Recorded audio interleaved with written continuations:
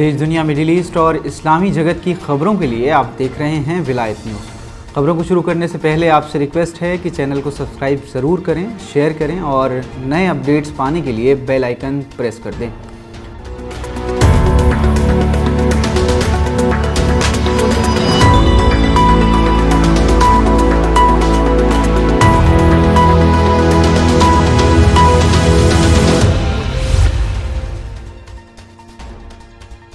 रूस और यूक्रेन संकट के बीच अमेरिका को हर कदम पर मुंह की खानी पड़ रही है।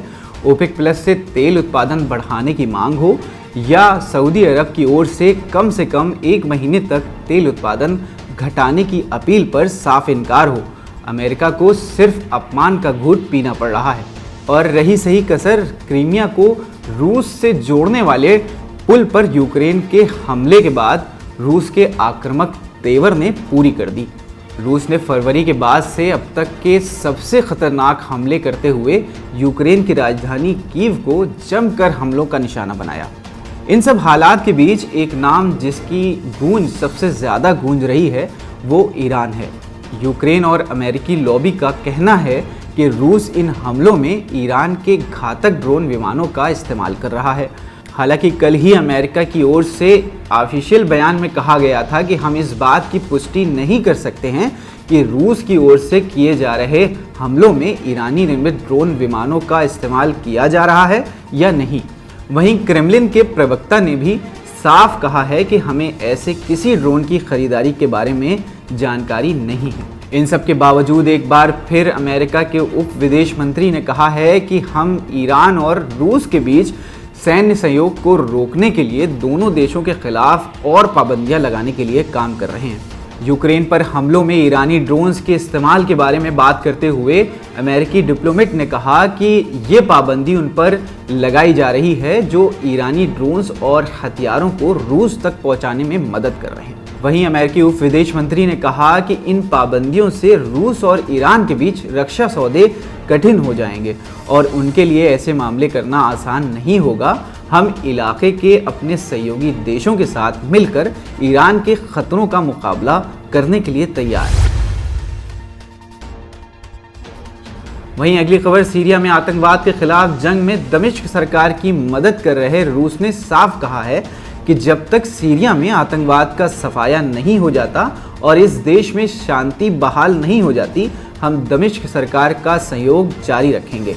मॉस्को में दमिश्क के राजदूत रियाज हद्दाद का कार्यकाल पूरा होने पर उनसे मुलाकात करते हुए रूस के विदेश मंत्री सर्गेई लावरोफ ने कहा कि दमिश्क और मॉस्को के बीच संबंध गुजरते समय के साथ और मजबूत होते जा रहे हैं। उन्होंने कहा कि हम आतंकवाद के खिलाफ जंग में सीरिया की मदद इसी तरह जारी रखेंगे। सीरिया और रूस के बीच बढ़ते सहयोग का जिक्र करते हुए लावरोफ ने कहा कि हम दोनों देशों के आपसी सहयोगी नतीजों में हमने सैन्य, राजनीतिक, आर्थिक, सांस्कृतिक, संसदीय और दोनों देशों की जनता के आपसी रिश्तों के संबंध में महत्वपूर्ण उपलब्धियां हासिल की हैं। वहीं आतंकवाद के खिलाफ जंग में दमिश्क की मदद जारी रखने के लिए यकीन दिलाते हुए उन्होंने कहा कि जब तक सीरिया में शांति और अमन बहाल नहीं हो जाता, हम सीरिया और वहां की जनता की मदद जारी रखेंगे। मॉस्को में अपने कार्यकाल खत्म होने के अवसर पर लावरोफ से मुलाकात कर रहे रियाज हद्दाद की सराहना करते हुए रूसी मंत्री ने कहा कि मॉस्को और दमिश्क के संबंधों को मजबूत करने में उन्होंने बहुत अहम भूमिका अदा की है। वहीं फ्रांस की प्रमुख कंपनी लाफार्ज ने वहाबी आतंकी संगठन ISIS को आर्थिक मदद देने के आरोप को स्वीकार करते हुए अपनी करतूत के लिए माफ़ी मांगी है। अमेरिका के ट्रेजरी डिपार्टमेंट ने फ्रांस की इस कंपनी पर अगस्त 2013 से अक्टूबर 2014 तक ISIS को आर्थिक मदद पहुंचाने के आरोप में $778 मिलियन का जुर्माना लगाया है। वहीं लाफार्ज ने वहाबी आतंकी संगठन ISIS को आर्थिक मदद पहुंचाने की बात पर माफ़ी मांगते हुए बयान जारी करते हुए कहा है कि वह अपनी प्रबंधकों की इस हरकत की जिम्मेदारी कबूल करती है। बता दें कि अमेरिका की ओर से ISIS को मदद पहुंचाने की आरोपियों के खिलाफ ये दिखावे की कार्रवाई उस स्थिति में हो रही है जब अमेरिका के पूर्व राष्ट्रपति ट्रंप ने अपने चुनाव कैंपेन में बार बार भूतपूर्व अमेरिकी राष्ट्रपति बराक ओबामा पर पश्चिमी एशिया में युद्ध की आग को भड़काने के लिए आईएसआईएस के गठन के आरोप लगाए थे। आज का बुलेटिन यहीं समाप्त होता है। विलायत न्यूज़ को सब्सक्राइब करें, शेयर करें, बेल आइकन को ज़रूर दबाएं ताकि आप इससे नए अपडेट पा सकें। वस्सलाम।